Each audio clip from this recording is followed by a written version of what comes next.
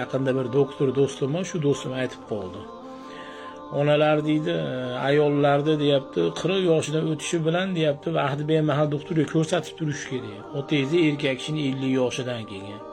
Shu albatta bir hali dalinasi osilib, yiqilib tushganda doktor chaqirmasdan goh-gohida bir doktorda tekshiruv ko'rigidan o'tib tursa sog'lom bo'ladi.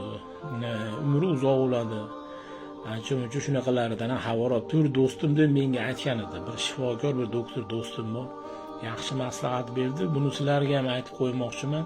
Sog'-salomat bo'lsa ham bir doktorlar ko'rgizib, hali ancha dam oladigan joylarda lecheniyalarni oldirib qaratsanglar, yana ham haligi siz bilan bizga ko'proq yonimizda bo'ladi degan maqsadda aytyapman. Avvalo Alloh bergan umrda yashaydi, lekin siz bilan biz shu xato kamchiliklarga sababchi bo'lib qolmaylik. Alloh barchamizni, ota-onalarimizni baxtimizga sog' salomat qilsin. Hammamizni yonimizda bo'lsin doim. Bizni qanotlarimiz, otamiz, onamiz ikki qanotimiz, shular bor osmonda uchib yuramiz. Eng katta boyligimiz bizni hayotimiz mazmuni shular. Alloh barchamizni to'g'ri yo'ldan adashtirmasin. E'tibor uchun rahmat, meni yaqin do'stlarim.